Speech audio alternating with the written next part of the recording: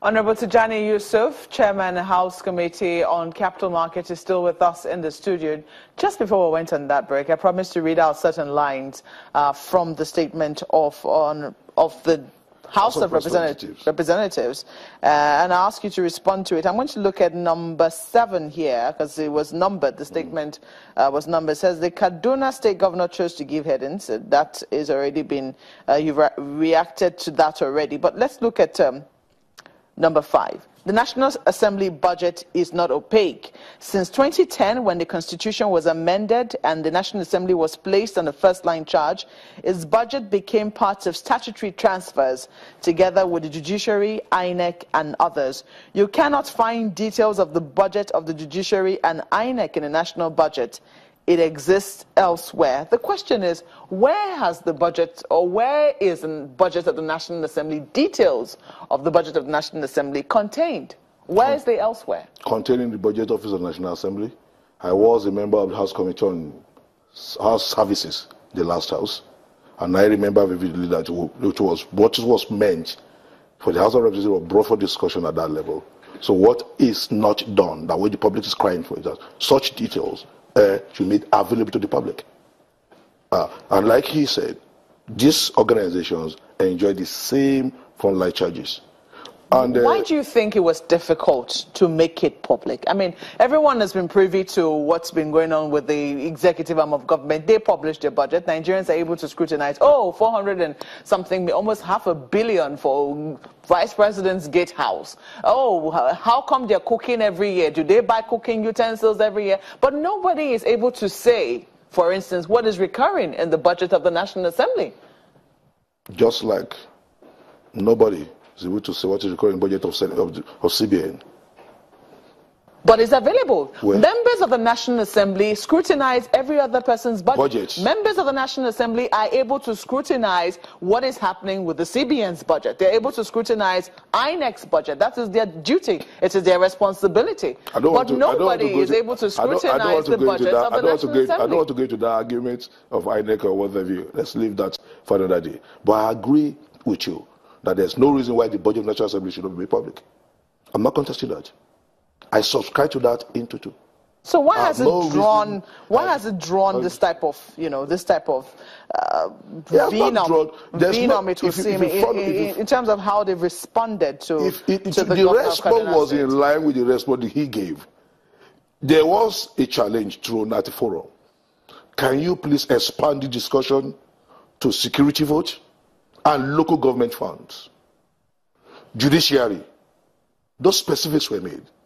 Okay, so here I'll read this words to you. You say that the response is in response to the challenge he gave. He said, I already read this to you. He said he launched an attack on the National Assembly on Friday, 7th April, and continued Monday, 10th April 2017. We are aware that there are serious security issues he should be grappling with in southern Kaduna and other governmental issues facing him.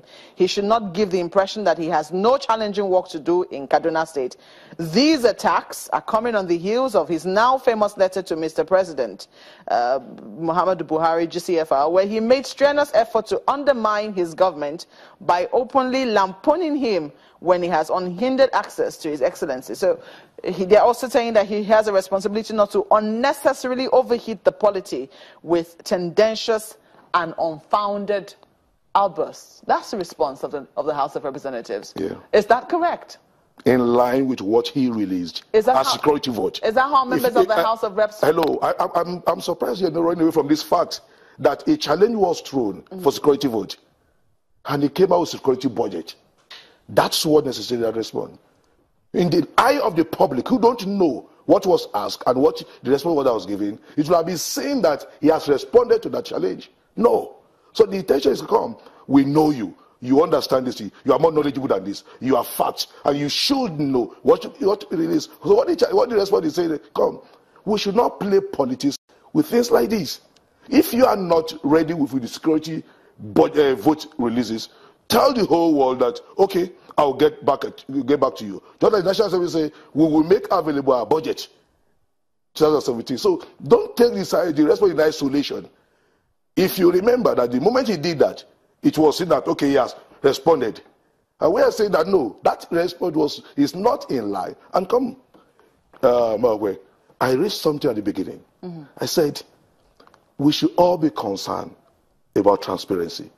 And if he's very concerned, genuinely concerned about transparency, I expect that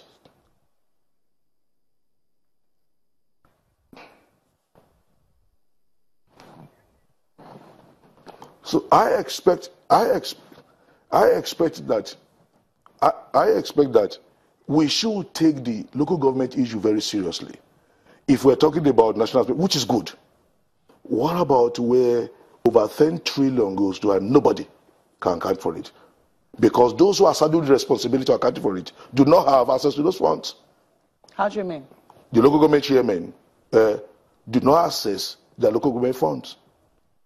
They are giving whatever the state decides to give them. So the narrative, the argument, the intention of that discussion, to me, I'm talking personally last, as Honorable T.J. Yusuf, was that, fine, Governor El-Rufai, this is a very noble, this is a very nice idea, but you have a privilege of taking it further, being a governor of a state. Can we look at security vote? Can we look at the judiciary too? So by implication, the speaker was not restricted to the executive alone. So do you think that, don't you think that the statement of the House of Reps should have been in tandem with that? If you believe... If you read the story, I have very read well. The entire statement. The statement says that, you know, what he released was the security budget, blah, blah, blah.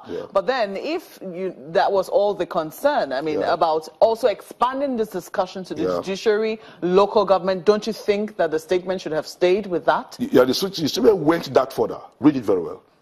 He talked about those segments, talked about judiciary, that statement went that far. But again, the statement intend to tell the public, come, the intention of this is to send wrong signals and to inform the public that I have presented my security vote. That was what necessitated those distinctions you have. So the National Assembly, the House of Representatives feels undermined by that? By an attempt to give a false information to the public and give an impression that, come, I've taken the challenge, this is my security vote. Meanwhile, you know that that is not your security vote. Well, we'll leave the Kaduna State government to respond to that, you know, whether or not this is their security budget or whether that is their security vote.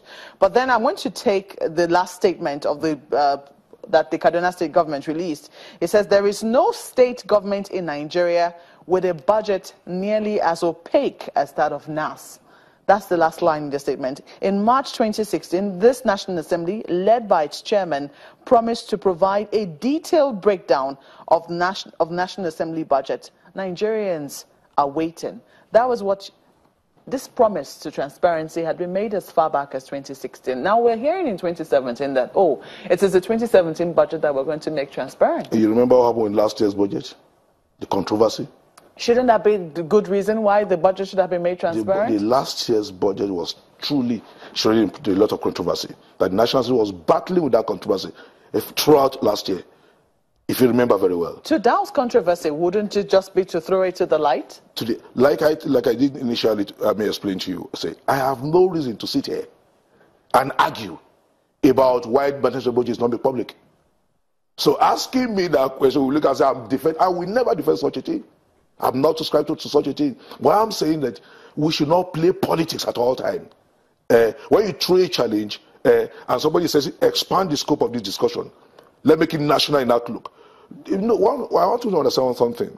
When politics is near in the horizon, everybody wants to be seen as politically correct, socially correct. And National Assembly is natural. When you said something initially that's as if National Assembly is averse to criticism, which arm of government has criticized as the National Assembly? I'm seated here. I'm a two-time member of House of Representatives. To buy an official car is an aberration. It will be from Bona. My state assembly, right, bigger cars than what National Assembly members has to remember, right? And in pecking order, they claim we are still today. And when you it's taken from your salary when it is bought. When you are going, you pay for it. If you don't like it, take it by the bureaucrat. But nobody listens to such things because it's assumed that National Assembly does nothing. I mentioned the amount of money that was invested in making sure the constitution is amended to make local government autonomous. But it was defeated. Who do we think about the wasted effort and resources? Can you quantify the amount of money that went to such things? Until we begin to escalate our discussion to that level, it will be seen as is just the best thing to say, talk about National Assembly. I will not, and I stand here to say, it is not acceptable for the budget of National Assembly not to be made public. Let's go to Lagos and take a couple of questions from my colleagues.